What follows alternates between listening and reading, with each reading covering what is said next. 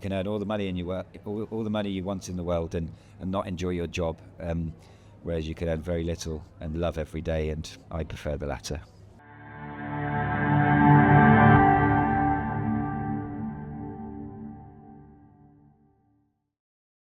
Hello, I'm here with Christian Lewis, who in 2017 found himself weeks away from being homeless, and with only a few quid in his pocket, decided to walk around the coast of the United Kingdom. Christian has recently published a book called Finding Hill to Say that charts this journey. Christian. Hello. Talk us through the journey. Where were you in 2017? I wasn't in a good place in 2017. I had been a single parent for 10 years. My daughter had eventually flown the nest, and I'd been suffering with a lot of anxiety and depression prior to this. So, once she left, I knew that I needed to make a change, and I tried doing that before, but nothing quite as extreme as what I ended up doing. So, one day I just had this epiphany in my head: just go walk the UK coastline, and 6 years later, I find myself just finishing. And so what did that journey actually look like? Because you kind of circumnavigated some of the more farther flung islands, didn't you?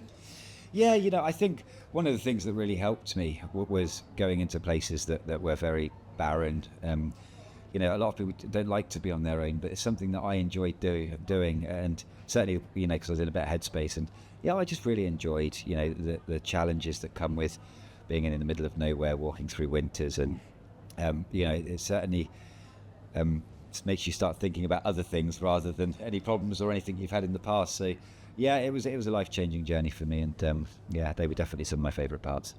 And you started out in Wales, which was in your hometown, and in the session we kind of talked. We had one of the questions that we had was about how closely you stuck to the coastline. So talk to us a little bit about that.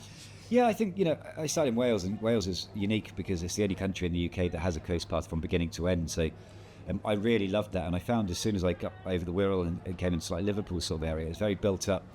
So I made the decision then that I was going to do this as pure and as to the coastline as you can possibly be, and which is exactly what I'd done, and that's why it took so long. I think people underestimate the size of the UK coastline, given the fact that it's actually quite a small island when you look at it on the map of the planet. But it's a huge distance, and it took a long time. Some days it was, I would work hard just to get a few miles in, because it was all very dense and built, dense and hard work, basically. And you had some, we talked as well about the difficulties of the winters and the summers. Yeah, talk to us about that, because some of the things that you talk about with the midges were absolutely shocking. Yeah, every season has its... The thing about an expedition like this is you don't know... It's not like you've got the safety net of knowing, look, this is only going to last for a few months and this is done. So psychologically, every season has its own problems, and I found the hardest probably summer, purely for the shortage of water, how hot it was, and obviously the insects, the Scottish midges, which were just unbearable.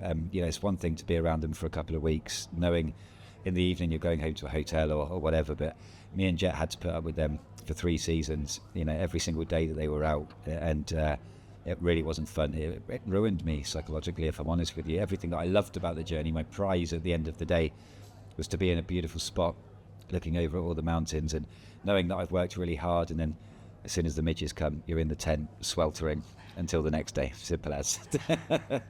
And overall, you kind of walked about 19,000 miles, wasn't it? Yes. And since kind of finishing your journey, which was only a couple of months ago, it wasn't that long ago at all, reflecting back on that, how do you feel that you've what do you think you've learned from the journey? And that I will never ever slip back into the rat race. I know that the importance of doing something that you really enjoy doing, waking up every single day knowing that you have a purpose, and a purpose that enlightens you and it makes you want to get up and go, is to me more important than anything in the world. You can earn all the money in your work, all the money you want in the world, and not enjoy your job, whereas you can earn very little and love every day, and I prefer the latter. And you learned so many skills in this, the foraging part of it. You kind of really learned how to be self-sufficient in the, quite frankly, terrifying Scottish winters.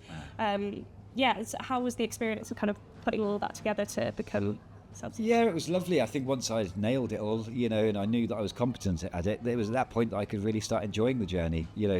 So once I'd learnt it all, it became like a second nature to me, really. So I was able to take in far more of what was around me rather than thinking, oh my God, how am I going to eat tonight, or how am I going to do this? So it just putting it into practice. Once Kate come into the picture, I was for the first time able to teach somebody the stuff that I'd learned. And let me tell you, there is a big difference between living outside year after year in the elements and being really connected and part of nature than it is just doing it maybe for a weekend. There's a big difference, and I really got off on that, and I really enjoyed it. And as long as my knees and my spine are there, I will continue to do that.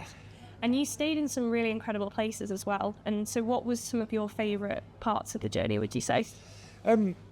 Listen, I've stayed in everything from hundreds of toilets, public toilets, to old World War II little shelters, and you name it, I slept in it, really. But for me, it was particularly the bothies of Scotland, in amongst the mountains, and all these places were just absolutely out of this world, especially during winter, because not a lot of people go out there during winter, so you're on your own the whole time. And after a hard day of walking, and you just find yourself in this little stone building with a little fire inside, and there's something really magical about it. And there's been lots and lots of places, I could list hundreds, but for me, being in and around the mountains on your own with a fire.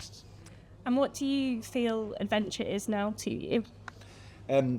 So there's everybody looks at adventure differently, but for me, I never want it to be something where I sit 10 months planning something. For me, the adventure is having no idea what's around the next corner. Just essentially just winging it. There's certain things that you have to be able to do and plan. That's an absolute must, and that's mainly to do with gear. But otherwise, for me, adventure is all about having absolutely no idea what's going to come next, and then just taking on all the challenges that come with that, and just enjoying it, just embrace it all. Which you're hopefully going to bring into your next chapter of your life. Indeed, yes, indeed, yeah. We're in a wonderful position. We don't own a home, we don't own anything, and for that reason we're free. So, we get to choose what we want to do next, and this journey has certainly taught us that, regardless, it just started with me, then we had a dog, and then I met Kate, and then we had a baby along the way, and to be able to do it all together, under the circumstances that we were doing it with no money or anything like this, proves to us that we can achieve anything. So, we can't wait to get our teeth into something else. It'll be ridiculous, I have no doubts about it, but we'll make it work. But you're spending Christmas in Scotland again, aren't you, this year? Yes, we're going to the Outer Hebrides for Christmas this year. I want to go and revisit some of the places that I walked and see it from a different perspective, rather than looking down the coast thinking, God, I've got to walk that. It'd be really, really nice to I'm a very sentimental person, so to go back and see places, and it's really funny when I see camping spots that I'd camped on the west coast of Scotland, I can remember exactly how I was feeling that day, and everything about it. So treasured memories. That's amazing. Well, thank you so much for talking to me and joining me in our session, and I hope everybody enjoys the festival. My pleasure. Thank you for having me. Thank you.